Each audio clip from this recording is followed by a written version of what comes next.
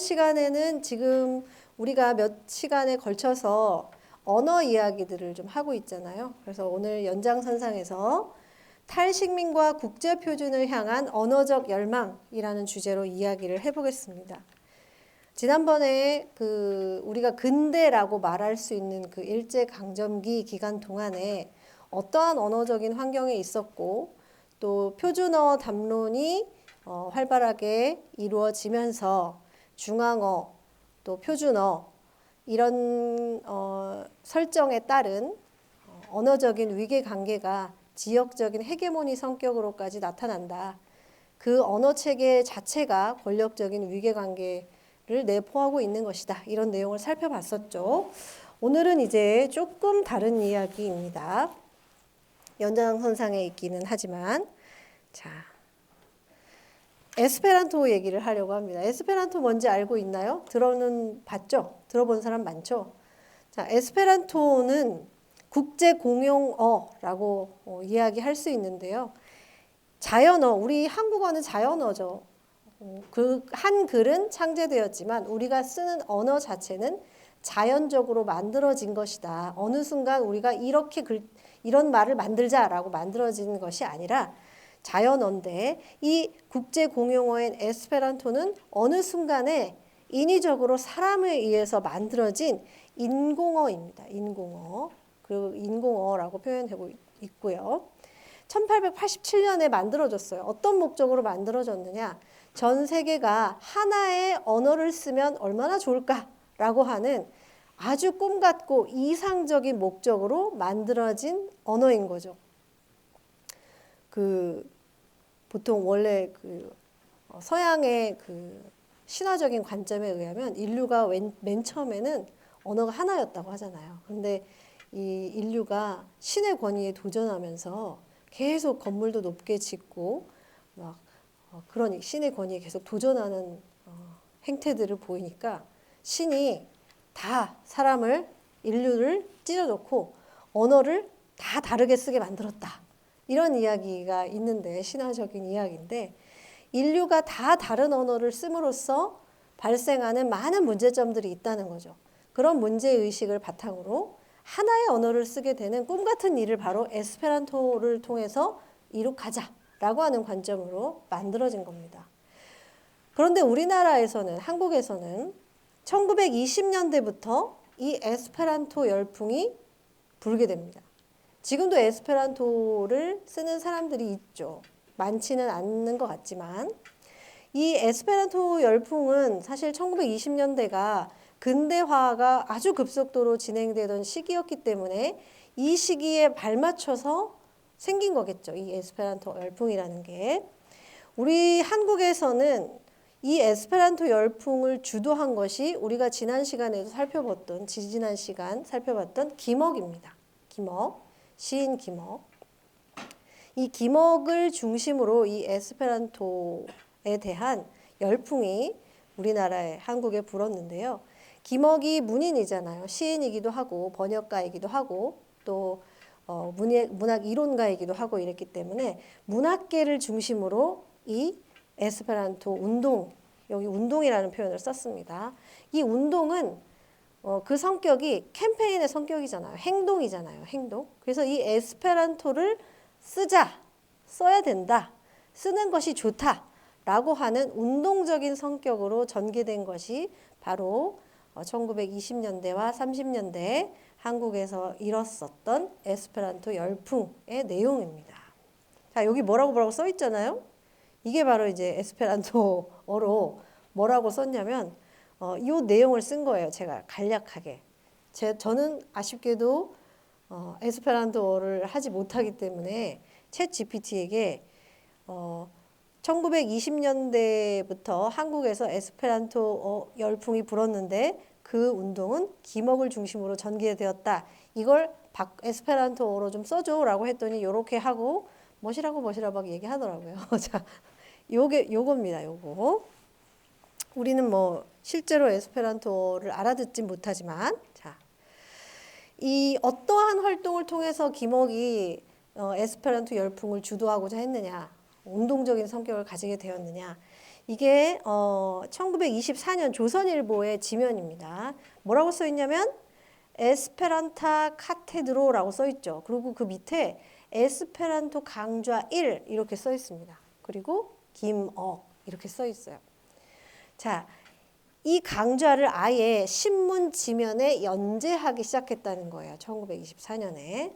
그래서 이 1920년부터 김억이 한국 최초로 에스페란토 공개 강좌를 엽니다. 이건 오프라인 강좌이고요.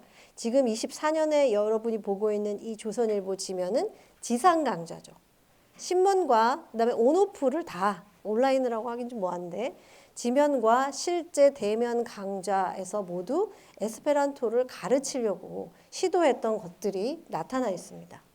그리고 김억을 중심으로 해서 에스페란토어, 사실 에스페란토 자체가 언어라는 뜻을 가지고 있어서 끝에 어를 붙이는 것이 사실은 맞지는 않는데 에스페란토라고 하기도 하고 에스페란토어라고 또 부르죠. 그래서 에스페란토 협회가 창설이 됩니다. 협회를 창설해서 본격적으로 이제 운동적인 성격을 가져가겠다라는 뜻이었겠죠.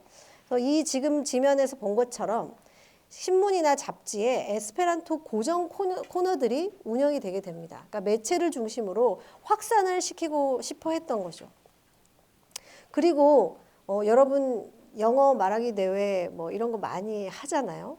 영어를 잘 쓰게 하기 위해서 독려하는 차원으로 당시에도 1924년에 S어, 이제 에스페란토어를 줄여서 당시 S어라는 표현을 일상적으로 썼어요. 그래서 S어 대화회라는 것도 정기적으로 개최하게 됩니다. 그래서 이제 영어 스피치 대회처럼 S어 대화회가 이제 김억의 주도로 정기적으로 열리게 되죠. 이러한 사실들만 보더라도 얼마나 이 에스페란토 확산을 위해서 적극적으로 활동에 나섰는가 이런 것들을 알 수가 있습니다. 궁금하죠, 에스페란토. 여기 보면 여기도 지금 김억이라고 써 있어요. 이 지면은 동광이라는 잡지에 1927년에 실린 글인데요. 카테드로 아까랑 순서가 다르죠. 카테드로 에스페란타라고 써 있고 뭐라고 써 있나요? 에스페란토 강좌 제2회라고 써 있습니다. 에스페란토 강좌 강좌 제2회 김억. 그러니까 이것도 연재한 거예요.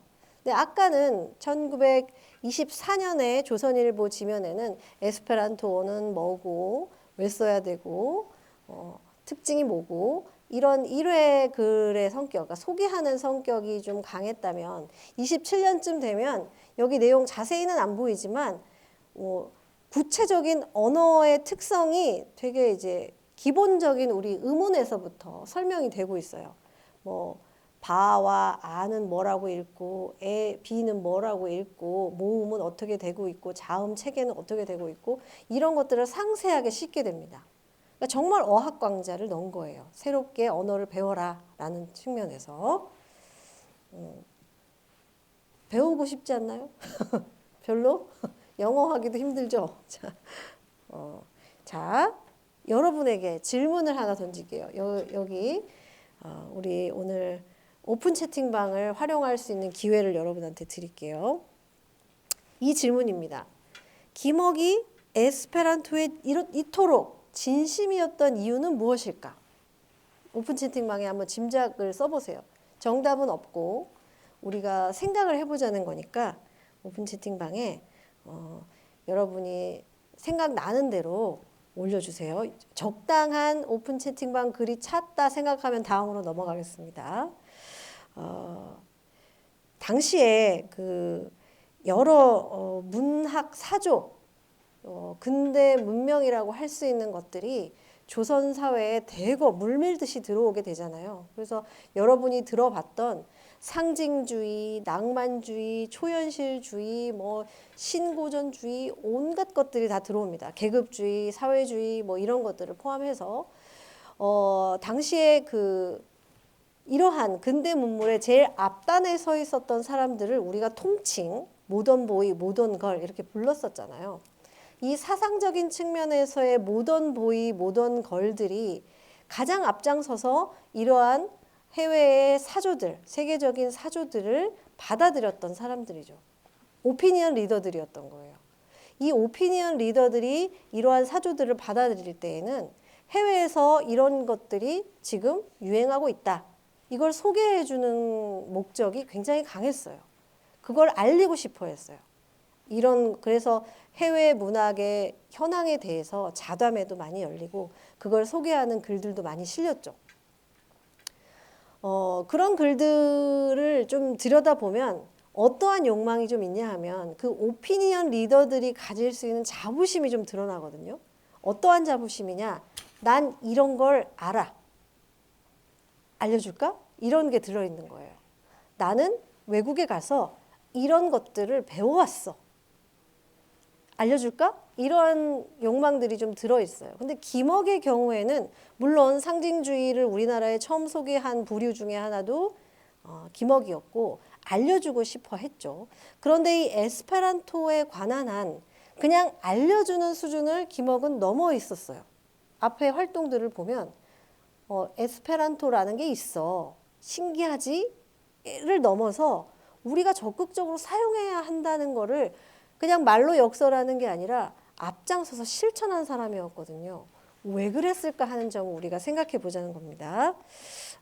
많이 왔네요. 이제 넘어가도 될 것 같아요. 국제 표준에 들어가고 싶어서 이게 출제자의 의도를 아주 잘 파악한 여러분 훈련된 답변인 것 같아요. 오늘 강의 제목이기도 하고 다른 국가들에게 한국 작가와 작품들도 많이 알려줄 수 있을 거라고 생각했다.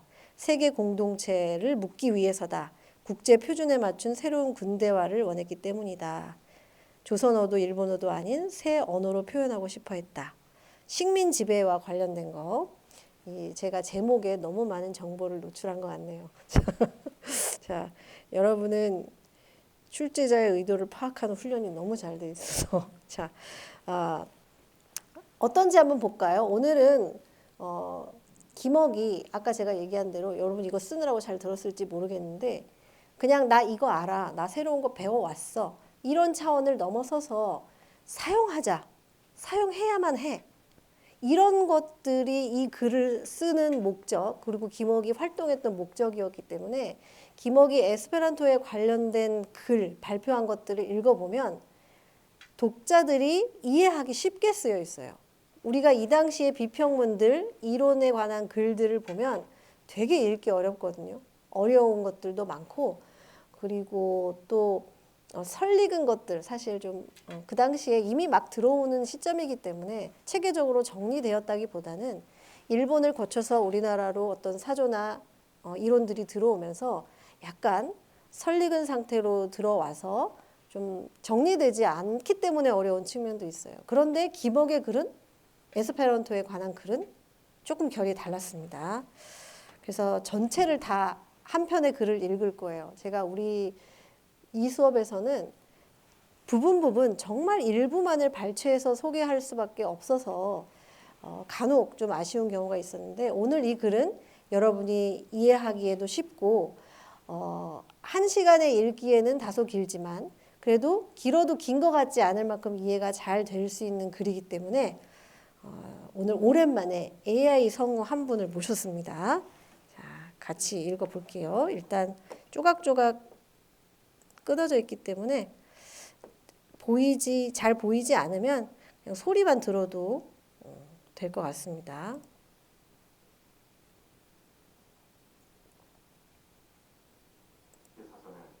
잠깐만요.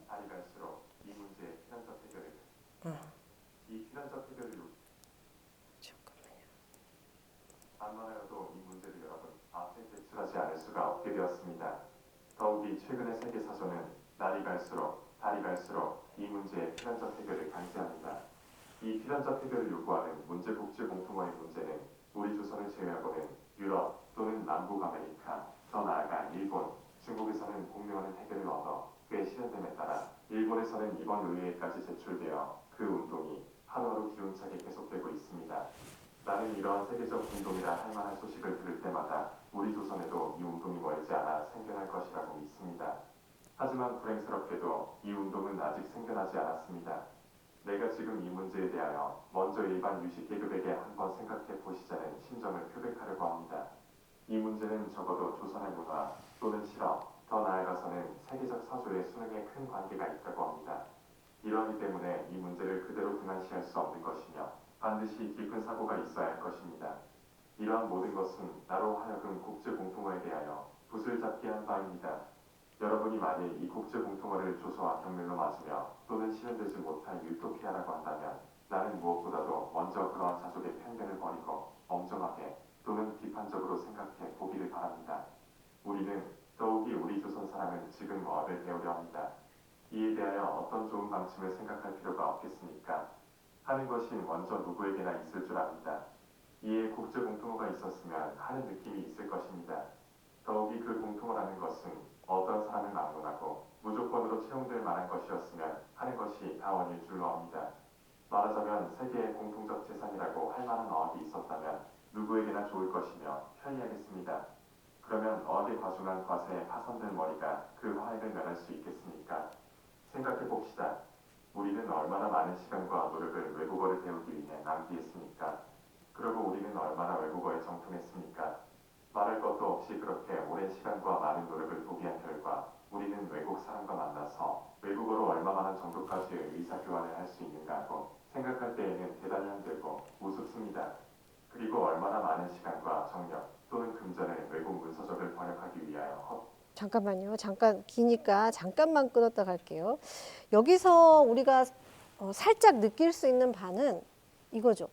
여러분이 만일 이 국제 공통어를 조소와 경멸로 맞으며 또는 실현되지 못할 유토피아라고 한다면 이라고 가정을 했지만 사실은 이러한 평가가 많았던 상황이었다는 걸 알 수가 있어요. 어느 날 갑자기 아까 그 우리가 지난 시간에 했듯이 이게 지금 이중어 상황이라는 거죠. 우리는 이때 사람들은 일본어라고 하는 새로운 언어를 배워야 했어요. 그게 표준이었던 거죠. 그런데 김억이라는 사람이 1920년대 초반에 갑자기 에스페란토가 뜰 거야. 앞으로 이걸 배워야 돼. 그리고 막 강좌도 열고 막 지상에다가 막 이렇게 실제로 어떻게 쓰는 것인지 막 알려주고 이래요. 그러면 이러한 평가들이 있었겠죠. 특히 이제 영어도 배우러 가는 해외 문학파들은 열심히 가서 영어 배우고 불어 배우고 러시아어 배우고 그들의 문학, 사상, 학문 이런 걸 막 배워오던 시점이잖아요. 그런데 이러한 것들을 주장할 때 김억이 보기에는 조소와 경멸과 실현되지, 그러니까 너무 이상적이야. 현실과 동떨어졌어. 이런 반응들이 있었다는 걸 알 수가 있어요. 김억은 이러한 것들을 설득하고 싶어 했죠. 그래서 이 글은 비평문이나 소개문이 아니라 논설에 가까워요. 왜 써야 하는지를 아주 긴 것에 걸쳐서 상대방들을 설득하고자 했는데 그 설득하고자 하는 대상은 여기 나온 대로 여기 유식자 계급, 그러니까 엘리트 계급, 지식인 계급들에게 설득하고자 했던 거예요. 그것을 바탕으로 이 뒤에 계속 이어서 보겠습니다. 자, 잠깐만요. 이게 제가 안 넣어놓고 와가지고 조각조각이 났어요. 습니까? 그리고 우리는 얼마나 원문의 묘미를 번역문에서 맛보았습니까? 여러 말 할 것도 없이 번역문에서는 원문의 진미를 맛볼 수 없었습니다. 번역문은 오역이 아니면 진미 없는 식단하는 쇠고기와 같은 것이었습니다. 이 점입니다. 국제 공통어만 있으면 우리는 모든 국민의 작품을 그대로 맛볼 수 있으며 모든 국민의 사상과 의사를 조금도 틀림없이 교환할 수 있습니다. 모든 민족 또는 국민의 사이에 깊이 쌓여진 성격을 무너뜨리고 모든 민족 또는 국민의 마음과 마음은 서로 충분한 이해의 왕래가 있을 것입니다. 얼마나 많은 질시가 서로 심적인 접촉이 없기 때문에 생겼으며 얼마나 많은 오해와 편견이 서로의 마음속에 잠겨 있어 큰 폭발을 일으키려 했습니까? 거듭 말합니다만 민족과 민족, 국민과 국민을 분별시켜 몰이로 있게 한 것은 민족적 특성과 역사적 인습도 있겠지만 무엇보다도 의사교환의 기관, 다시 말하면 언어가 통용되지 못한 것이 그 가장 큰 원인인 듯합니다. 그리고 문화의 정도이기 때문에 인종차별의 편견까지 생기는 문화의 정도도 또한 이국 이음이기 때문인 줄 압니다. 더욱 큰 현세에 와서는 능력과학의 진보에 따라 교통이며 모든 것이 편리하게 되기 때문에 각자의 사상 교환 또는 각자의 문화를 바꾸기에는 어음만이 통전한 필요를 느끼게 합니다. 지금까지 오며 넘을 수 없는 굳게 쌓인 동서의 문화는 시시각각으로 성벽을 파괴하려고 합니다만 다만 언어라는 것 때문에 아직 엄연한 경계를 지키고 있습니다. 목화의 세계적 대세는 정신적 통신을 요구합니다. 오랫동안의 물질적 또는 기계적 문화는 이제 한 걸음을 나아가 정신적 방면으로 들어가며 서로 정신과 정신의 이해를 구합니다. 이리하여 세계 인심은 대단히 이 새 정신적 이해의 세대를 맞기에 분주했습니다. 지금 새 문화는 민족 단위를 벗어나서 세계 단위가 되려고 합니다. 문화생활은 국제생활을 의미할 것입니다. 국제생활과 국가생활은 상호구조하는 것입니다. 여기에서 무엇보다도 어학의 필연적 필요가 생깁니다. 더욱 동양에 있어서는 물질적, 정신적 문화가 저 사람보다 떨어진 동양 사람에게는 어학을 될 수 있는 대로 많이 자, 마지막에는 약간 우리 자존심을 좀 상하게 할 수 있는 내용이 있죠. 동양은 서양에 비해서 좀 정신적인 문화가 좀 떨어진다. 물질적, 정신적 문화가 떨어진다라고 하는 내용이 있는데 이건 뭐 비하의 발언이라기보다는 이제 서양의 근대 문명을 받아들여야 하는 시점에서 우리는 배워야 하는 입장이다라고 하는 측면의 이야기를 한다고 이해하면 좋겠습니다. 여기 보면 이제 여러분이 지금 오픈 채팅방에 많이 출제자의 의도를 파악해서 써놨는데 왜 진심이었을까를 썼는데 첫 번째 얘기되는 것은 어떤 전 세계적인 정신문화의 교류, 소통, 이해라고 하는 것이 지금 현재 언어가 다르고 갈라져 있기 때문에 차별적으로 진행되고 있다라는 점에 있죠. 이 차별이라고 하는 것에 대한 인식이 굉장히 중요한 거예요. 이 언어가 다름으로 인해서 이러한 민족과 국가적인 단위의 차별이 생겨날 수밖에 없다. 그리고 또 하나는 우리가 언어를 배우면서 얼마나 많은 시간과 에너지와 돈이 들어가느냐. 근데 에스페란토, 영어 배우는데 시간, 돈, 노력 들어가고 불어 배우는데도 들어가고 각각의 언어 하나하나를 배우는데 많은 노력과 돈과 시간이 들어가는데 국제 공통어를 하나 배우면 미국인도 배워야 되고 한국인도 배워야 되고 일본인도 배워야 되고 평등한 거예요. 공통어를 하나를 배운다는 것. 그리고 경제적이라는 거죠. 경제적인 측면에서도 하나로 다 소통할 수 있다. 통할 수 있다. 이런 측면들을 들어서 설득하려고 애를 쓰고 있습니다. 이어서 들어볼게요. 자, 아이고, 자 다시. 반드시 대편이 생겼습니다. 봅시다. 영어를 배우며 불어를 배우며 독일어를 배우며 러시아어를 배우며 다른 많은 어학을 배웁니다. 이들 어학 하나만을 학습한다 하여도 우리의 일생은 오히려 시간이 부족하며 그 밖에 정력이 부족합니다. 물론 이런 것을 다 학습할 수도 없는 것입니다. 도리어 많은 어학 때문에 마치 우리 공내 매를 놓은 모양으로 하나조차도 완전한 정통에 이르지 못하고 맙니다. 우리의 시간과 정력은 아무런 뜻 있는 결과를 맺지 못하여 한간 무위로 돌아갔음을 서러워하게 될 뿐입니다. 이러고도 오히려 아무런 방침을 생각하지 않겠다고 하겠습니까? 두 가지 어학 모국어와 및 국제 공통어이 필요하게 됩니다. 나는 언어 교환에 대하여는 말하려고 하지 않습니다. 하지만 어찌되었든 모국어, 나면서부터 배운 말 또는 사람의 자연적 정동으로 생겨난 말은 아무리 하여도 버릴 수가 없습니다. 이것이야말로 어떤 민족을 막론하고 그 민족의 정신이며 또한 그 민족을 살리는 것이기 때문에 어떠한 강력한 강제가 있더라도 이것을 없애거나 또는 사용하지 못하게 하거나 할 수는 절대로 불가능한 일입니다. 이에 대하여는 우리가 얼마나 많은 역사에서 그 사실을 보았습니까? 모국어가 민족의 민족적 정신을 유지하기 때문에 시민정책으로는 반드시 정복자가 피정복자에게 모국어의 사용 또는 망각을 요구합니다. 그리고 자신의 언어를 강제시킵니다. 그러나 우리는 그러한 시민정책이 얼마나 성공하였는가를 생각할 때 더욱 모국어의 위대한 정신을 강하게 느끼지 않을 수 없게 됩니다. 이 점에서 국제공통어는 자기의 언어를 피정복자에게 강제하여 그 고유의 정신을 빼앗는 것을 유일한 정책으로 삼는 정복자에게 저주의 맹렬한 찬사를 드린 것이라 하지 않을 수 없습니다. 그러기에 자국인대 자국인에 대해서는 자국어를 사용하여야 하겠습니다.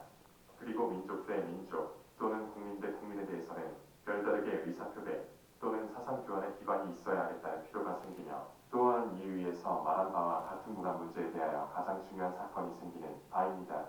그것도 그러려니와 각각 자기의 향토어를 존경하자는, 말하자면 민족적 정신을 존중하자는 의미도 여기에 있습니다. 외국인에 대하여 외국어를 사용하는 것은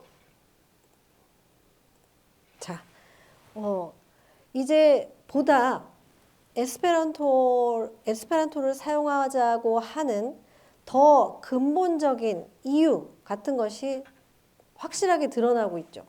여기서 보면 아까 제가 차별에 대한 인식을 바탕으로 에스페란토 운동이 전개되고 있다는 점을 봐야 된다라고 했는데 여기에 보면 아주 직접적으로 써 있어요. 여기 정복자, 피정복자 얘기가 나오죠. 이 식민 상황에서 지금 이 시기는 이제 1930년대 들어가기 전임에도 불구하고 이제 그 일본어가 제1의 국어로 정착되는, 정착이라고 하면 좀 어폐가 있네요.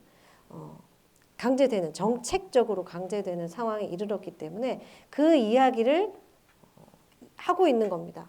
정복자, 피정복자가 누군지 알잖아요. 이 모국어의 사용 또는 망각, 조선어의 사용이나 망각을 요구하고 있는 상황인데 그게 되겠냐는 거죠. 아예 1920년대 태어난 사람들은 일본어를 아주 유창하게 사용할 수 있는 환경에 있었어도 그들의 부모나 주변 사람들이 실제 언어로 사용하는 것은 조선어, 모국어였잖아요. 그런 여러 상황, 이중언어 상황을 감안한다고 하더라도 이것은 성공하기 어렵다. 얼마나 성공해야 하는가를 생각할 때 모국어는 위대한 것이다. 이렇게 얘기하잖아요. 그런데 그럼 모국어를 사용하자라고 가는 게 아니라 모국어와 여기 두 가지 국제 공통어 두 개를 같이 사용하자. 그러니까 우리가 외국어를 배울 때 이 외국어는 모국어와 반대되는 개념으로서의 언어인데 그것이 일본어도 아니고 영어도 아니고 어떤 제3국의 언어도 아니고 국제 공통어를 배운다. 어떻게 이것이 차별을 극복할 수 있는 방법이냐? 일본도 이 국제 공통어를 배워야 되거든요. 에스페란토. 우리에게 그들의 언어를 쓰라고 강제하는 게 아니에요. 우리가 예를 들어 미국의 문화를 배우고 미국과 어떤 소통을 하려고 할 때 미국도 제3의 언어를 배우고 한국도 제3의 언어를 배우고 중국도 제3의 언어를 배우는 것이 공평한 거다라는 거죠. 이 평등에 대한 인식, 차별에 대한 문제에 대한 인식 이런 것들이 바로 에스페란토를 그토록 진심으로 사용하고자 했던 그 방향성으로 표출되게 된 것이라는 걸 알 수가 있습니다. 근데 모국어를 버리라는 얘기는 아니죠. 두 개 다 사용해야 된다. 이렇게 얘기하고 있습니다. 그리고 여기에서 우리가 중요하게 봐야 될 거는 존경이라는 단어인 거예요. 존경. 각자의 모국어를 존경하는 방식으로 사용해야 하는 것이 에스페란토다라고 얘기를 하고 있는 거예요. 아까 말했듯이 다 공평하게 배우는 겁니다. 정복자든 피정복자든 식민 지배의 주체든 대상이든 다 똑같이 배워야 하기 때문에 그것이 곧 각자의 모국어, 향토어, 민족어를 존중하고 존경하는 방식이 된다. 이렇게 얘기하고 있는 거예요. 점점 설득되고 있지 않나요? 에스페란토 지금이라도 배워야 되겠는데? 막 이런 생각이 들 수도 있는데 자, 이어서 볼게요. 강독 수업 같은 느낌이 들어서 저는 강독 수업 하면 너무 좋겠는데 그렇게 할 수 없는 게 교양 수업의 특징이라 아쉬움을 지속하여 하는 인사가 적지 않습니다만 생각하면 웃을 일입니다. 그야말로 자신을 자멸하는, 좀 더 크게 말하면 자신의 민족을 스스로 멸시하는 것이 아닌가 하는 생각을 하지 않을 수 없겠습니다. 외래 숭배주의의 정면은 말할 것도 없고 자멸의 결정입니다. 여기에서 다시 한번 유식계급의 밝은 사고를 바랍니다. 외래 숭배어를 근본적으로 파괴하기 위해서는 어떤 민족 또는 어떤 국민을 막론하고 무조건으로 채용 또는 사용될 만한 국제 공통어가 필요해집니다. 이 국제 공통어야말로 현재 사용되는 어떤 나라의 언어여서는 아니 될 것입니다. 어디까지든지 엄정한 중립성을 가진 언어라야 할 것입니다. 그리고 국어 특유의 관용어법 또는 학습하기 어려운 불편이한 언어, 명확성이 없는 불분명한 언어에 더한 모든 조건이 있어서는 중립성을 가진 국제 공통어의 정신은 나타날 수 없다고 할 수 있습니다. 그리고 너무 인위적인 언어여서도 아니 될 것입니다. 반드시 여러 나라의 언어를 통하여 언어는 일치해야 할 것입니다. 또는 넓게 모든 국어의 어원에서 빌려오지 않으면 안 될 것입니다. 이러한 여러 가지 난관의 조건이 있기 때문에 지금까지 오며 국제 공통어로 배교종이 있었으나 다 실현되지 못하고 만 것인가 합니다. 무엇보다도 어학인 이상에는 극히 세밀하고 가장 치밀한 심적 현상까지도 표현할 수 없어서야 물론 있으나 말하는 것으로 지나지 못할 것입니다.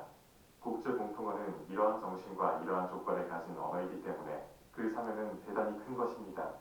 언어적 이상을 실현할 수 있는 언어적 최상성, 말하자면 발음이라든가 합리적이라든가 문법이라든가 그 밖의 모든 것이 구비되지 아니하여서는 또한 안 될 것입니다. 이러한 것을 모두 갖춘 가장 완전한 어학은 물론 자연어에는 없을 것입니다. 라틴어와 같은 것은 명확하기는 합니다만 너무 어렵습니다. 동사 하나의 허름만 하여도 100여 가지가 됩니다. 또한 말의 배열도 자유롭습니다만 무엇보다도 학습하기가 무척 어렵습니다. 영어의 5배 이상 어렵습니다. 그리고 불어도 꽤 명확한 것이나 학습이 어려우며 따라서 불어 특유의 관용어법이 있기 때문에 불어를 학습한다는 불어 특유의 관용어법을 또는 불국의 정신을 배우는데 지나지 않는다고 하여도 과언이 아닙니다. 그리고 여러 가지 조건이며 또는 중립적 정신이 없기 때문에 국제 공통어가 될 만한 자격이 없음은 말할 것도 없습니다. 영어나 독일어는 더욱 말할 것도 없이 자격이 없습니다. 그러면 새로이 이위에서 말한 모든 정신과 모든 조건을 가진 국제어를 창조하지 아니하면 안 될 것입니다. 위에서도 말한 바와 같이 창조된 국제어가 배교종이나 되었습니다만 이상의 중립적 정신은 있었으나 무조건적 체험이 되지 못하거나 그렇지 않으면 무조건적이기는 하나 국제어적 정신이 없거나 하여 하나도 채용되지 못하였습니다. 여기에 이상과 실현, 모든 조건 또는 국제적 정신을 가진 어학이 지금부터 37년 전에 생겼습니다. 그 어학의 이름은 에스페란토라고 합니다. 물론 처음에는 극히 미약했습니다만 최근 20년 동안의 운동에는 한자장족의 진보가 되어 올해까지 세계적 대회가 13회째 되려고 합니다. 나는 세계적 언어학자 막스 밀러와 저 세계적 거물인 레오 톨스토이와 그 밖에 세계적 학자 여러 사람의 말을 빌려 말하자면 에스페란토는 온 인류의 정신을 소통시킬 수 있는 경이로운 언어이다라는 결론을 얻는다는 한마디를 말하고 싶습니다. 그리고 유럽에서는 십자, 무식계급을 막론하고 널리 통용되며 소위 평일의 라틴어라는 별명까지 있다고 합니다. 그리고 작년 프랑스 하이몬에서 세계적 학자들이 모여 자금 이후로는 과학의 저작은 에스페란토어를 채용하자는 결의까지 있었다고 합니다. 나는 불행히도 문예 외의 다른 방면에 대하여 자세한 보고를 하지 못하겠습니다. 이는 필자가 문예에 대하여 흥미를 가진 까닭입니다. 그런데 세계적 또는 국민적 보정품은 다 S어로 번역되었습니다. 또한 적지 않을 만큼 S어의 창작 문예품도 있습니다. 나는 천학하기 때문에 무엇이라 말할 자격이 없으므로 S어 번역이 어떻게 원문의 묘미와 같은 것을 설명하기 위하여 여러 대가의 말을 그대로 인용하려고 합니다. 평론의 평론사의 전 사장 스테르 씨가 영국 문예의 고전품 햄릿에 대하여 말한 것이 흥미롭습니다. 지금까지 오며 세익스피어의 유명한 햄릿을 세계 문단의 진정한 면목 그대로 소비하지 못했음을 영국인은 물론이고 영어 상자까지도 유감으로 여겨왔다. 그런데 우리는 에스어 번역 햄릿을 읽고 나서 비로소 진정한 햄릿을 세계 문단에 소개하게 되었음을 기뻐한다. 고하였습니다. 그리고 히랍 시선 호메로스의 일리아스는 말할 것도 없이 세계 만인의 일리아스인 동시에 세계 문단의 고전품입니다. 그러나 지금까지 진정한 원문의 묘미를 전하지 못한 번역이 있었는지는 모르겠습니다만 이 일리아스의 에스어 번역에 대하여 고전 연구자이며 라틴계의 시인 에드몬드 프리바시는 죽은 호메로스의 면목이 이제야 나타났다며 한복하였습니다. 이외에 이것저것을 말하려면 너무 많아 말할 수가 없습니다. 에스어에는 여러 국어의 특유한 관용어가 없기 때문에 조금도 번역 표현하기 어려운 것은 없습니다. 말하자면 자유자재이며 조금도 표현에 괴롭거나 묘사에 불가능한 것은 없습니다. 더욱이 성악이나 운문에는 탁월하다고 합니다. 모든 국어의 특성을 가진 것으로 모든 국어의 모든 가능성을 초월한 경이로운 어학이라고 하고 싶습니다. 에스어의 윤곽을 말하면 언어학상의 이상이라고 할 만한 발음은 한 글자 한 음입니다. 여기까지는 에스어가 얼마나 합리적이고 경제적인 언어인가를 쭉 설명하고 있어요. 여기 보면 일주일 어학이다. 배우기 쉬워서 여기 서양 사람들은 일주일 어학이라고 부른다라고 하고 있고요. 또 그 다음에는 이 어학적인 어떤 특성들도 설명을 쭉 하고 있어요. 자, 문학적인 언어로서도 손색이 없다는 얘기를 하고 있죠. 강조를 하고 있죠. 자, 김억이 계속 비슷한 내용을 반복하는 이유는 아까 제가 얘기했듯이 이 글을 쓴 목적이 소개를 하거나 어떤 내가 많이 알아, 나 배워왔어, 이것을 드러내기 위함이 아니라 설득하기 위해서라고 그랬잖아요. 그래서 계속해서 그런 얘기를 하는 거예요. 얼마나 경제적이야, 얼마나 합리적이야, 또 얼마나 쉬워, 그리고 이러이러한 점에 있어서 가치가 높아. 이런 것들을 반복해서 쭉 설명하고 있어요. 여기에도 그런 내용이 있어요. 자, 2개, 3개 언어를 배우면서 우리가 원어민 수준에 도달하는 것이 쉽냐? 그렇지 않다. 우리가 영어 계속 10여 년 공부해도 모국어처럼 쓰기 어렵잖아요. 20여 년을 공부해도. 그런 것들을 김억은 자기 스스로 체험적으로 너무나 뼈저리게 느낀 거예요.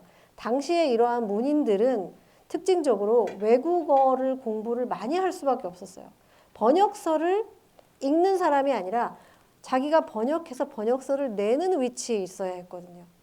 그러한 점에서 외국어를 공부해서 외국어를 공부하는 목적 자체는 언어를 유창하게 해서 거기에 있는 학문과 문화를 받아들이고 그 다음에 한국에 그것들을 전파하고 싶기 때문이잖아요. 그런데 이게 너무나 많이 걸린다는 거죠. 그리고 열심히 배워도 특정 수준에 도달하기가 너무 어렵다는 얘기를 계속하고 있습니다. 이건 김억이 자기 스스로 겪었던 일에 대한 얘기예요. 그래서 김억을 우리는 시인으로 알고 있고 문학가로 알고 있잖아요. 그런데 그 무엇보다도 김억의 어떤 노력이나 김억의 활동 중에 빛나는 점은 사실은 저는 번역가 김억에 있다는 생각이 들어요. 그래서 김억이 번역에 있어서 얼마나 또 많은 노력을 기울였는지, 그리고 번역가로서 체험적인 고충이 담겨 있는 이 고충을 통해서 내가 어떻게 하는 게 더 좋겠다라고 하는 그런 방향성으로 나아가는가를 보여주는 여러 글들이 있습니다. 그 중에서 그 출발점이 되는 것이 이 에스어에 관한 글이라고 할 수 있습니다. 자, 그리고 이제 원망 섞인 내용들도 좀 있어요. 자, 조선 안에 영어라도 조리 있는 글을 쓰고 이해시킬 만한 회화를 할 만한 이가 몇 사람이나 됩니까? 라고. 그러니까 이러한 것들에 대한 문제의식 계속 설명하고자 하지만 여기 그렇게 우리가 읽은 글에 있나요? 이건 우리 지금하고 다르지 않죠. 매주 6시간씩 심하면 7, 8시간을 영어를 위해 몇 년을 배운다 하더라도 얼마만큼 영어를 아느냐 이런 얘기를 하죠. 이거는 뭐 비슷한 것 같아요. 이 시대든 지금 시대든 오히려 이 시대 사람들은 미디어 듣기나 우리 뭐 영상으로 공부를 할 수 있는 시대가 아니었음에도 불구하고 백석 같은 경우에 6개 국어로 문학 작품을 읽고 또 거기에 대한 글을 쓰는 데에 되게 자유로웠다고 하잖아요. 오히려 그러한 것들이 더 열심히 어학을 공부하게 하는 동인이 되었다는 생각도 드는데 이러한 언어적인 환경에 대한 그 어떤 체험적인 얘기들을 계속 담아놓고 있습니다. 여기 이중언어 상황이라서 오히려 일본어를 더 자유롭게 쓸 수 있는 사람들이 막 생겨나는 시점이어서 여기 조선 말도 제대로 모르는데 다른 나라 언어를 제대로 쓰겠느냐. 이게 조소라는 말도 쓰죠. 조소를 받는 일도 있지 않느냐. 조선어도 제대로 못 써서. 이런 언어적인 문제점, 한계 상황 이런 것들을 얘기하면서 외래 숭배열이라는 단어를 쓰기도 합니다. 그러니까 당시에 해외 문학파를 중심으로 해서 제가 아까 썼던 오피니언 리더 계층 그런 사람들이 가지고 있는 어떤 식자 계급의 약간 우월적인 그런 욕망 같은 것들이 있잖아요. 그런 것들이 나 외래어를 좀 해. 나 영어 이렇게 써. 러시아어도 해. 독일어, 나 유럽 언어 이렇게 배웠고 거기에 책 뭐 읽었어. 이런 것들에 대한 어떤 그런 과시욕 같은 것이 얼마나 보잘것없느냐 이야기를 하고 있는 거예요. 사실 좋아할 수가 없었겠죠. 이런 얘기를 써내는데 이 여기서 말하는 식자 계급이 김억의 이러한 에스페란토에 관한 글들을 혹은 이런 운동들을 환영할 수만은 없었던 측면들을 가지고 있었습니다. 자, 그 얘기를 하고 있어요. 영어를 많이 사용한다. 그런데 이 영어 사용하는 것도 어떻게 영어가 세계 공통어가 될 수 있느냐라고 하는 이야기들이 여기 담겨 있습니다. 여기 보면요. 외국 사람과 내가 주고받는 에스페란토 통신을 보면 외국 사람이 이렇게 썼다는 거예요. 조선에는 에스페란토 보급이 어떻습니까? 대개 보면 아시아에는 영어를 많이 배운다고 하니 왜 어려운 세계적이지도 않은 어학을 많이 배우려고 하는지 모르겠습니다. 라고. 미국 사람은 아닌가 봐요. 영어에 대해서 이렇게 얘기하는 거 보면. 조선에도 영어 사용자가 많겠지요. 라는 글귀가 있었다. 이런 말을 내가 읽어보면, 김억이 읽으면 대단히 안타깝다. 이게 딱하다는 건 안타깝다. 이런 때는 에스페란토의 필요를 일반 식자 계급 또 쓰죠. 외래 숭배 심취자에게 말하고 싶었다. 자, 좀 더 소양이 많고 박학한 인사가 있어서 반드시 이러한 에스페란토를 써야 되는 이유를 많이 알려줬으면 좋겠다라는 얘기로 글을 씁니다. 그리고 이거를 하필이면 내가 말하게 되는데 아무도 말 안 해서 내가 얘기하게 되는데 뭐 안타깝다는 얘기죠. 없어서 내가 쓴다. 여기 이제 OS에서 1922년 2월 19일이라고 날짜가 달려 있는데요. 이 OS는 아마도 오사카일 것으로 추측이 됩니다. 당시에 많은 문인들이 어디에서 해외 문화나 해외 지식이나 근대 문물들을 배울 수밖에 없었느냐. 일본을 경유한 거죠. 그래서 김억이 에스페란토어를 배우고 습득했던 것도 일본이었던 걸로 추측이 됩니다.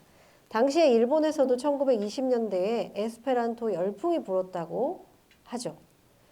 그런 것들을 통해서 김억이 에스페란토를 접하고 에스페란토에 매료되어서 조선에 보급시키고자 노력을 했던 것을 알 수 있는데 환영받았던 측면도 있고 절대 그렇지 않았던 측면도 공존했다는 걸 우리가 그냥 그 상황을 몰라도 추측할 수가 있습니다. 일본에서 에스페란토는 그 아나키스트, 무정부주의자라든지 일부 사회주의자들에게 더 각광을 받았어요. 왜 그런가?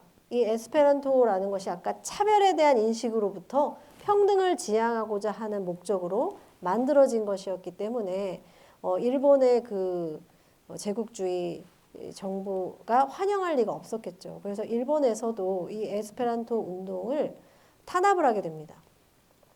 그러한 이유로 일본에서는 이게 점점 그 위세가 사그러들게 될 수밖에 없었죠. 에스페란토가 가지는 그런 태동하게 된 그 근저에 깔려 있는 평등 의식 이런 것들 때문에 그랬다고 할 수가 있겠습니다. 자, 이쯤 되면은 우리가 다 읽지는 않았습니다만 다 읽고 나면 고개를 끄덕끄덕하면서 이제 구글에다 에스페란토 배우는 법 이렇게 자동적으로 내 손가락이 검색을 움직여서 검색하게 되는 마법을 경험할 수가 있어요. 그만큼 진심이 느껴지죠. 왜 이걸 써야 되는가? 단순히 편리성 때문이 아니라는 것. 이런 것들 우리가 알 수 있습니다. 자, 아까 제가 강조한 부분이에요. 정복자, 그 피정복자 얘기를 하면서 식민정책 얘기도 이 단어로 쓰고 있습니다. 이렇게 표현하고 있는 것. 국제공통어가 여기 주어죠. 국제공통어가 주어인데 피정복자에게 자기의 언어를 강제하여 고유의 정신을 빼앗는 것을 유일한 정책으로 삼는 정복자에게 저주의 명렬한 찬사를 보낸 것이다. 무엇이? 주어 국제공통어가.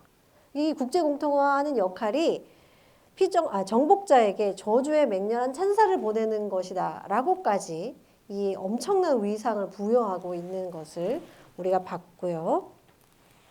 그 다음에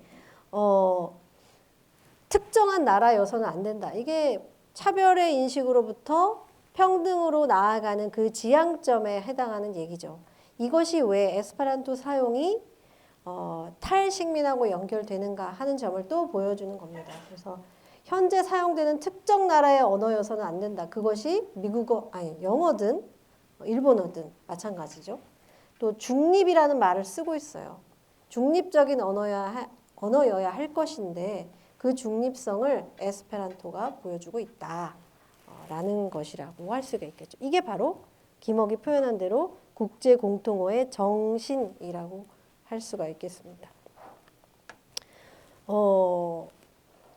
제가 이 글을 읽으면서 우리 기말 과제랑 연결해서 좀 얘기를 해보면 시간이 되나요?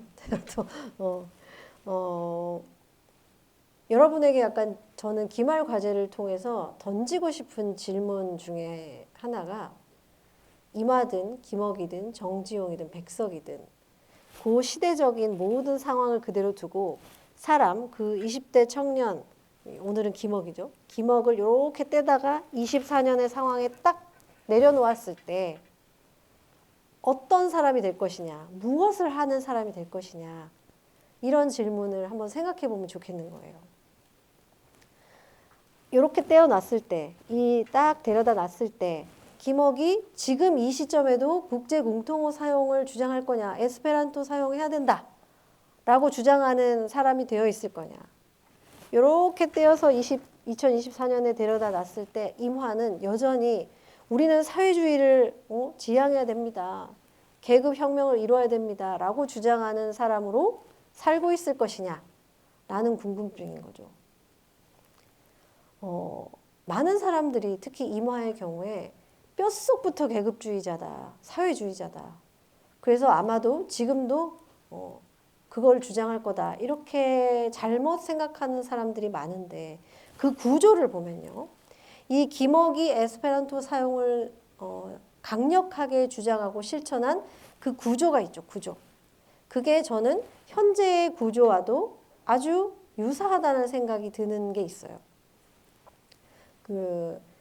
최근에 여러분 만약에 이제 인문계열 학생들이면 지금은 인문계열 학생들에게 요구되는 게 코딩 배워라. 디지털 인문학 해야 된다. 그래야 산다. 이런 압력들이 계속 들어와요. 그게 이제 뭐 학교 커리큘럼도 그렇게 변화시키고 있고 저도 이제 마찬가지로 그 분야의 연구자잖아요. 저는 이제 문학 전공자니까. 이 문학에도 계속해서 몇 년 전부터 압력이 있어요. 디지털 인문학을 해야 살아남는다. 디지털적 방법을 하지 않으면 도태된다. 이런 것들. 그래서 이 분야 연구자로서 디지털 인문학을 해야 되나? 그러면 어떻게 해야 되나? 라고 보니까 여기서 이 분야에서 주로 취하고 있는 디지털적 연구 방법은 데이터 분석이거든요. 그 데이터 분석을 하기 위해서는 코딩을 배워야 되는 거예요. 이 코딩을. 그래서 저도 심각하게 한때 고민을 했습니다. 나 코딩 공부해야 되나? 그러면 내가 코딩 공부하려면 어느 만큼의 자원이 들어갈 거냐? 이 자원이라고 하는 의미에는 시간도 있고 에너지도 있고 돈도 다 포함되어 있는 거예요. 근데 그걸 봤을 때 김억이 했던 똑같은 생각을 하는 거예요. 내가 지금 이 오랜 동안 문학에 대한 공부를 했는데 갑자기 디지털 언어를 배우고 공학적인 기계적인 방법을 지금 공부하는데 얼마나 많은 시간과 노력과 돈이 들어갈 거냐. 그렇게 공부를 하기 위해 투자한다고 해도 공대생만큼 될 거냐. 거기에 대한 판단이 필요했는데 저는 되게 부정적이었던 거예요. 특히 지금 학생들, 인문계열 학생들한테도 정말 인문학의 정수를 공부하고 깊이 인문학적인 탐구를 해야 되는 상황에서 계속 방법론에 대한 기계적인 방법론에 대한 공부를 시키고 거기에 대한 압력을 넣는 것이 바람직한 방향이냐. 계속 거기에 대한 저는 개인적인 거예요. 학교에 반대하는 게 아닙니다. 절대 오해하지 마세요. 그런 개인적인 계속 고민이 됐었죠. 그래서 저는 그런 생각을 했어요. 각 분야의 전문가가 있는 건데 디지털 인문학을 해야 될 거면 정말 기계적인 방법에 정통한 사람과 협업을 하면 될 거 아니냐. 이런 생각을 해서 실제로 그걸 실천했어요. 김억 스타일로 실천했어요. 그 공대 전공자, 데이터 분석 전공자와 함께 문학에 대한 데이터 분석을 하는 걸 협업을 해서 실제 논문을 발표했어요. 저와 비슷한 고민을 한 시기에 제 정말 친한 후배는 코딩을 공부하는 길로 들어섰어요. 그 길로 들어선 사람은 지금 현재 지금 저 자랑하는 건 절대 아니고요. 논문을 한 편도 내지 못했을 뿐만 아니라 앞으로도 데이터 분석 논문을 쓸 수 없을 것 같다고 저에게 얘기했어요. 왜냐하면 김억의 말대로 그 분야를 지금 공부한다고 해서 분석적으로 뭔가를 해낼 수 있을 만큼 경지가 올라가기 쉽지 않거든요. 저는 오히려 그 시간에 정말 자기 인문학 전공자면 인문학적인 정수에 들어갈 수 있도록 깊이 있는 공부를 더 많이 하는 게 맞다고 보는 거죠. 저는 협업을 하면서 그 친구는 저에 대해서 제가 기계적인 방법을 잘 이해를 못하니까 너무 답답해했고, 저는 그 친구가 방법만 알 뿐이지 거기에 대한 의미 부여나 가치 부여를 못하는 걸 보고 너무 답답했거든요. 그래서 협업이라는 게 의미가 있는 거예요. 그런 것들을 극복하고 의미 있는 논문을 낼 수가 있었던 거죠. 그 경험을 통해 저는 개인적으로는, 이건 개인적인 경험이니까, 코딩을 몰라도, 코딩을 모른다고 해서 디지털 방법론으로 연구를 못하는 게 절대로 아니다. 각자의 영역에서 할 수 있는 게 있고, 그래서 융합 연구나 학제 연구가 더 절실히 필요해지는 시기가 아니냐, 이렇게 스스로를 이제 변호한 거죠. 그런데 최근에 눈이 번쩍 뜨이는 기사를 제가 봤어요. 엔비디아의 젠슨 황 CEO가 진짜 불과 얼마 전이에요. 한 2달도 안 된 것 같은데 그 인터넷 기사에 이제 코딩 필요 없다 이렇게 헤드라인이 뽑혀 있는 걸 본 거예요. 그래서 아니 내가 젠슨 황이랑 똑같은 생각을 했다고 막 이러면서 기사를 보니까 정확한 워딩은 그런 게 아니었더라고요. 그러니까 젠슨 황이 했던 워딩은 AI 기술의 발전으로 인해 이제 코딩이 기술 분야로 진입하는 우선순위는 아니게 되었다. 이게 워딩인데 헤드라인을 자극적으로 뽑아서 코딩 필요 없다 이렇게 썼던데, 제가 한 생각하고 제가 이렇게 말함으로써 이렇게 동급이 되는 거죠. 그래서 그런 것이 이제 정말 필요한 능력이 뭐냐는 거죠. 에스페란토와 관련돼서 이 이야기를 하는 이유는 김억을 당시에 이제 시대 상황이나 모든 새로운 시대가 오잖아요. 근대라는 새로운 시대가 올 때 그 시대를 앞서가는 사람으로서 어떻게 앞으로 방향성을 가져가야 하는가라는 고민을 할 때 김억이 비슷한 구조에서 찾아낸 방향은 에스페란토라고 하는 언어적인 방향에 있어서의 해결책이었던 거죠.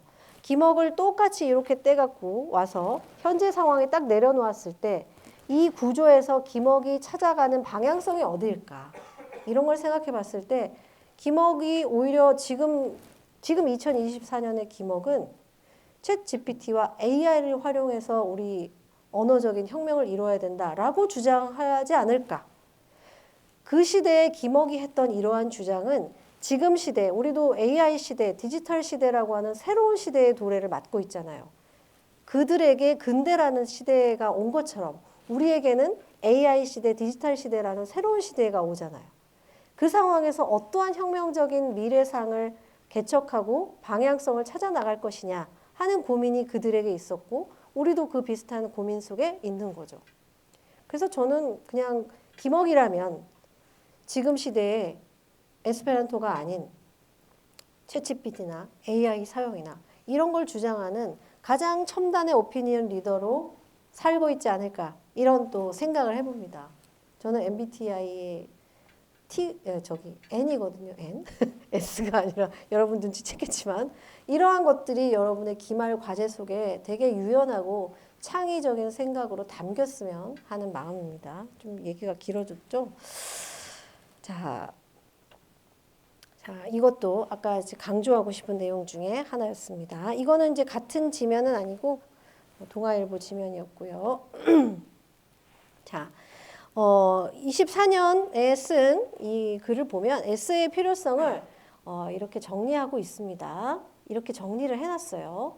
민족 간의 오해를 일소하고 세계 일가주의를 지상에 실현하기 위해, 그러니까 세계는 하나를 실현하기 위한 그런 민족 간의 오해는 사실 이것도 차별적인 인식으로부터 비롯된 거죠. 그리고 언어라는 장벽으로 차단된 각 민족의 과학과 사상과 문학을 전 세계 인류의 공유한 재산으로 만들기 위해서도 필요하다.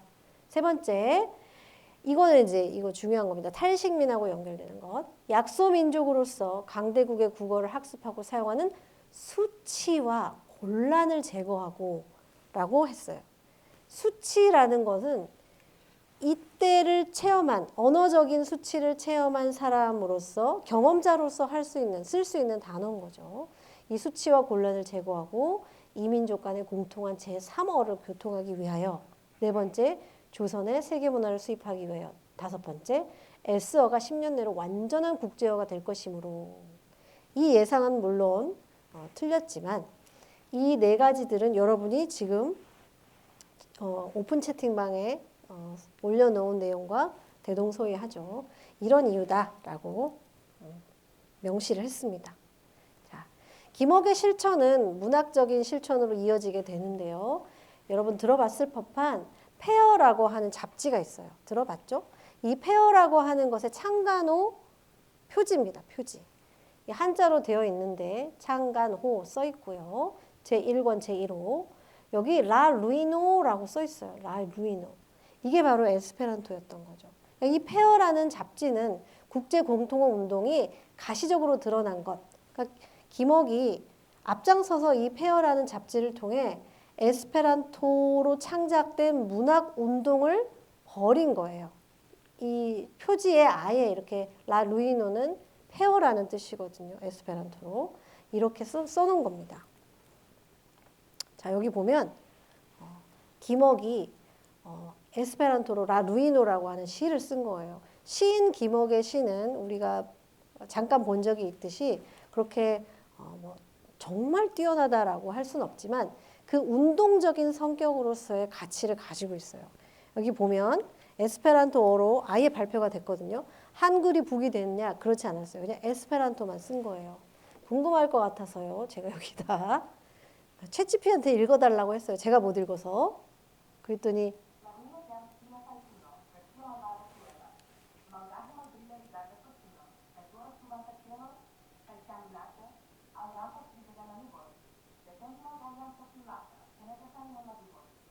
뭐라고 하는지 하나도 모르겠죠. 저도 얘가 맞게 읽었는지 틀리게 읽었는지도 모르겠어요. 그냥 느낌만 약간 스페인어 비슷한 느낌이 좀 드는 것 같아요. 자, 이렇게 발표를 했습니다. 이게 무슨 내용일까? 이건 제목은 페어라는 건 알겠는데 그래서 아이고 김윤식 선생님이 이걸 번역을 하신 적이 있습니다. 겹쳐가지고 살짝 빼면 아이고 이게 편집이 안 되게 돼 있네요. 그냥 볼게요. 자, 이런 내용입니다. 상징주의, 우리가 상징주의라고 이야기하는 시의 감상적인 특징들이 그대로 드러나는 시의 내용을 갖고 있어요. 가을은 숨쉬어라, 태양은 슬프고, 비 오는 하늘을 울고, 회색빛 구름, 피곤하고, 의혹이 영혼의 숨이 온다. 뭐 이런 식입니다. 그러니까 이거는 내용적으로 뛰어나다라는 것에서 우리가 의의를 찾기는 좀 어렵고 에스페란토로 문학을 창작했고 그것이 페어라고 하는 상징성을 가지고 있는 잡지에 실었다. 김억이. 이런 것을 통해서 볼 때 에스페란토어를 문단에 보급하고자 했던 의도가 드러난다. 라고 할 수 있습니다. 여기에서 그치지 않고 김억은 여러분이 알고 있을 텐데 한국 최초의 서구시 번역 시집인 온회의 무도를 냈죠. 이게 이제 초판본, 복간본이죠. 초판본을 디자인을 그대로 복간한 복간본인데 이걸 냈죠. 여기 보면 이게 바로 이제 에스페란토로 제목이 쓰여진 거예요. 그리고 이게 21년에 출판된 거고 재판이 나왔었던 게 1923년입니다. 여기 보면 내용상으로는 베를렌이나 부를레드나 예이츠나 부그루몬 같은 외국의 시 85편이 실렸어요. 재판을 실으면서 좀 더 늘어났고요. 근데 이 번역본을 원래 불어본으로 번역을 했느냐, 다이렉트로 했느냐, 그렇지 않고 에스페란토본을 번역해서, 그러니까 한국어로 번역해서 이 번역 시집을 낸 거예요. 이것을 비판하는 시각들이 있습니다. 원본이라고 할 수 있는 불어본, 영어본을 다이렉트로 번역하지 않았기 때문에 중역이라고 하는 것이 이루어진 거죠. 중역. 그래서 원본의 취지를 왜곡하고 훼손할 여지가 있다. 원본과 멀어질 여지가 있다. 이 김옥이 불어나 영어를 이렇게 번역을 할 만큼, 시를 번역을 할 만큼 실력이 부족해서였느냐? 뭐 그렇게 보는 사람도 있는 것 같아요.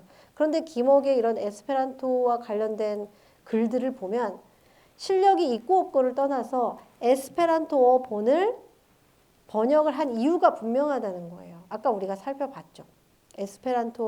에스페란토가 그만큼 문학어로서도 뛰어나고 뭐 햄릿 얘기도 하고 그랬잖아요. 그런 것을 통해서 볼 때 문학에서 말하고자 하는 원래의 의미를 오히려 더 잘 전달할 수 있다. 모국어, 자연어, 영어든 불어든 자연어가 원래 가지고 있는 관습적인 언어, 의미 이런 것들에서 오히려 떠나 있기 때문에 중립적이고 객관적이고 모호한 측면이 없는 언어이기 때문에 에스페란토본으로 번역을 한 의도가 오히려 더 크다고 우리가 받아들여야 되지 않을까 이런 생각이 듭니다. 자, 이 온회의 무도를 보면 김억이 이제 서문도 쓰고 그랬는데 갑자기 왜 뜬금 염상섭이 나타나느냐? 염상섭이 이 안에다가 글을 쓴 게 있어요.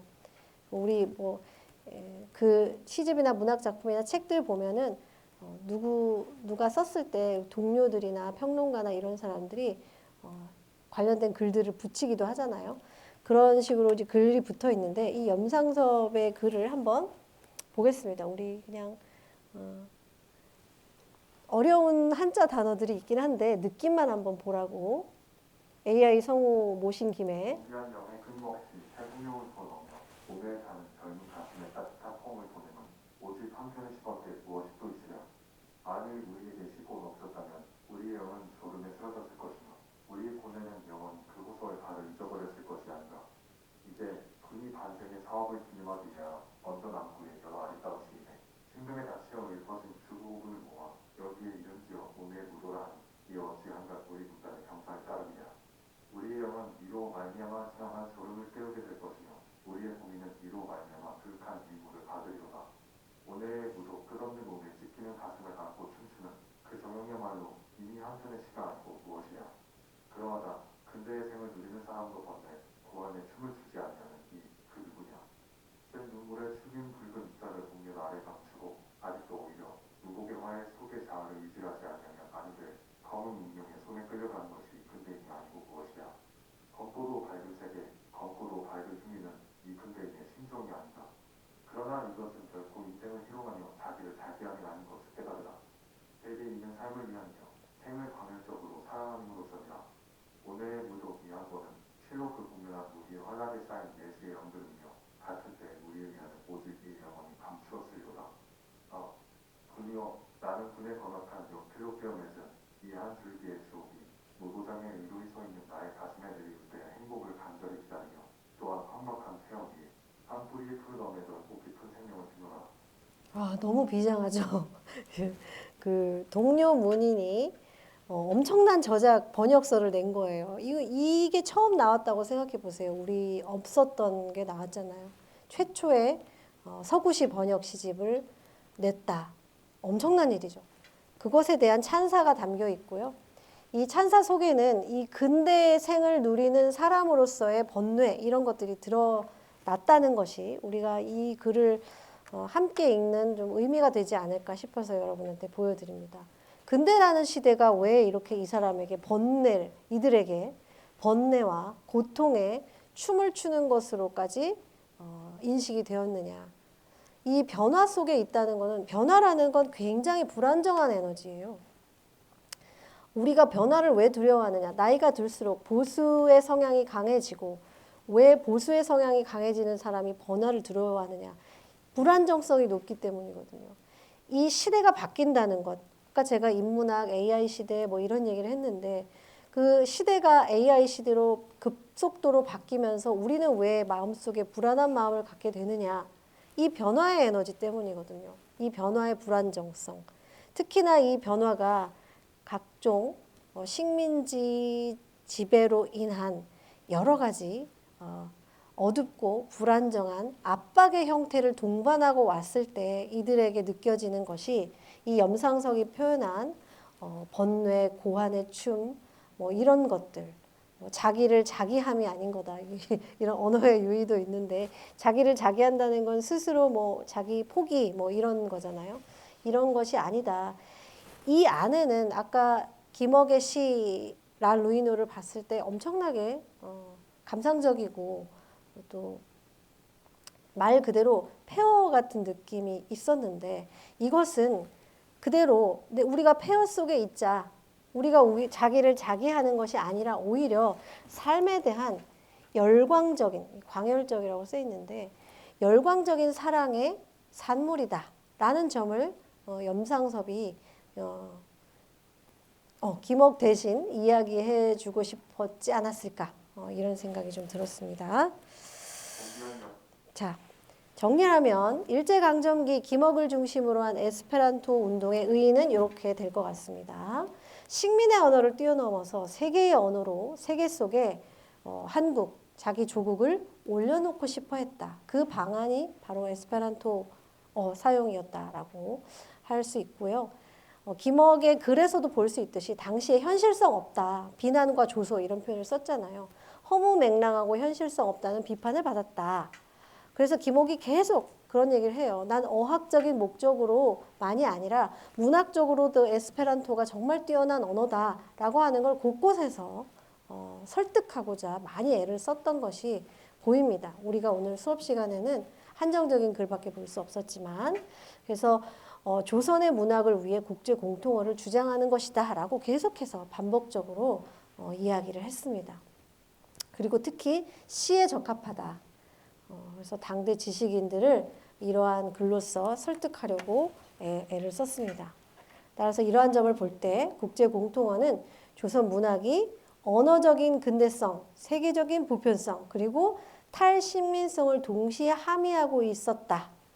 그리고 이러한 면을 보여주는 우리 근대 문학의 한 장면이었다라고 하는 의의가 있을 것 같습니다. AI 시화는 못 보겠네요. 빨리 끝내야 되는데. 안타깝게도 김억은 1940년대에 들어가면 친일주의자로 전향을 하게 되죠. 언급을 한 적이 있었지만 민족주의가 친일로 이어지게 되는 내적 논리의 지점들이 존재합니다.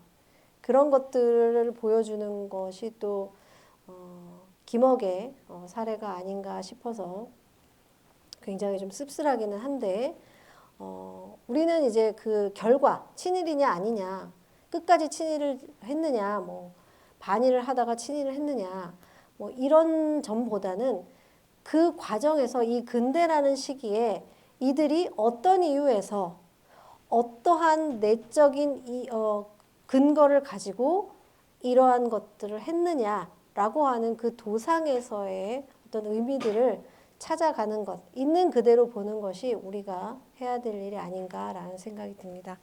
오늘 수업은 여기까지 하고요. 다음 시간에 또 다른 이야기로 만나겠습니다. 고생 많았습니다.